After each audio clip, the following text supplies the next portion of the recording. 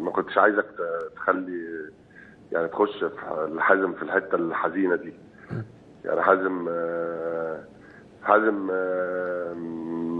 يعني انا بقول ان انا المسؤول الاول، ان انا دخلته يعني في التجربه دي. يعني هو طبعا تجربه واستفاد منها بشكل كبير جدا، واحنا استفدنا منها بشكل كبير جدا، لكن انا كنت المسؤول الاول عن ان انا كنت بلح عليه ان هو يخش في الكوتشنج كارير، ايمانا مني بان حازم امام عنده القدره وعنده كل الامكانيات ان هو يبقى مدرب كبير ان شاء الله. وكنت شايف ان الخطوه الاولانيه لازم تكون مع حد بيحبه، وربنا يعلم ان مفيش حد بيحب حازم امام قدي.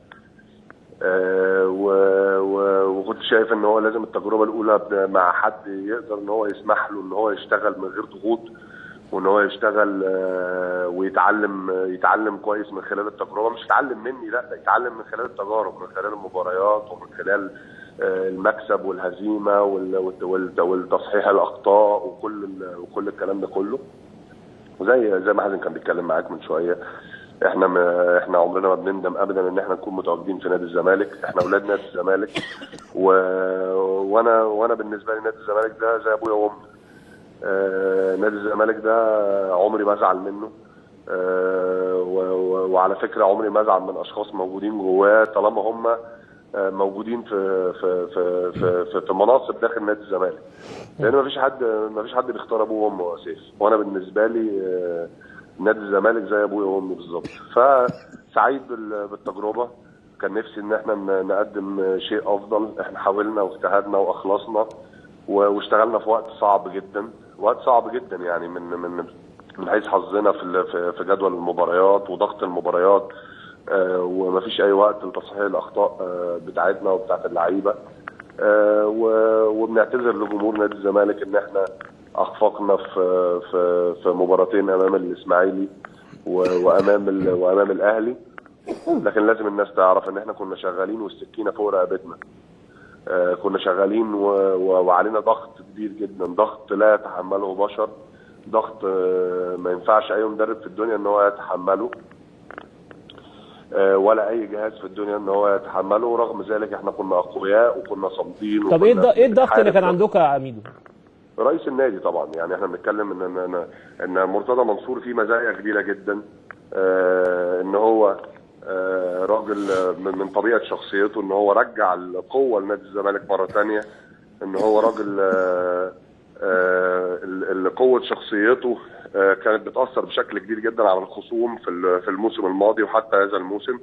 لكن في شعره ما بين قوه الشخصيه وما بين ان انت قوه شخصيتك دي تمثل ضغط على الناس اللي شغاله معاك. وانا في رايي ان مرتضى منصور راجل ليه مزايا كتيره جدا استفاد منها نادي الزمالك في الفتره الاخيره. لكن مرتضى منصور بيحط ضغوط كبيره جدا على الناس اللي شغاله معاه.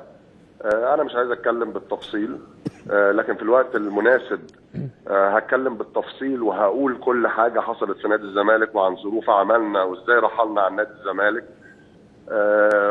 وبوجه يعني مش عايز ابوظ الحلقه عليكم، لكن بوجه رساله لمرتضى منصور بقول له مش ميدو وحازم امام اللي يتم اقالتهم على الهواء. وانا كلمت امبارح احمد وامير وقلت لهم نفس الرساله، وفي الوقت المناسب هطلع اتكلم وهقول كل حاجه بتحصل جوه نادي الزمالك. لكن انا شايف ان ده مش الوقت المناسب. شايف ان في وقت مناسب للكلام ممكن يكون مش الوقت ده، لان الفريق بيمر بمرحله صعبه جدا. لكن تاني بوجه رساله لمرتضى منصور بقول له مش ميدو وحازم امام اللي يتم اقالتهم على الهوا، ومش ميدو وحازم امام اللي يتم التعامل معاهم بقله احترام. كل حاجه في الدنيا بالاحترام تمشي. يعني النهارده من حق اي رئيس نادي زي ما حازم كان بيتكلم وبيقول ان هو يقرر ان جهاز فني يبقى او يرحل. لكن اقل شيء يستحقه ميدو وحازم امام بعد اللي تركوه من اجل نادي الزمالك والتضحيه اللي هم عملوها لنادي الزمالك، وطبعا احنا عمرنا ما نطلع نقول الكلام ده، ان على الاقل اقل تقدير ان رئيس النادي يكلمنا يقول لنا ان تمت اقالتكم. اما ان هو يبعت لك رساله على الهوا يا سيف، وانت عارف كويس ان هو بعت لك رساله على الهوا واحنا جوه اوضه اللبس، وبيبعت لشوبير رساله ومدحت شلبي رساله يقول لهم ان تمت اقاله ميدو وحازم امام. فانا بقول له يا مرتضى منصور، قرارك ده والخطوه اللي انت خدتها دي لن تمر مرور الكرام. طيب لن تمر مرور الكرام. هاخدك في ملف تاني برضو مهم جدا. الناس كنت لسه بتكلم فيه مع حازم، وهو الاعلام الزملكاوي او الناس يعني المساندين للزمالك. حسيت ان في مسانده من الاعلام الزملكاوي ليك انت وحازم؟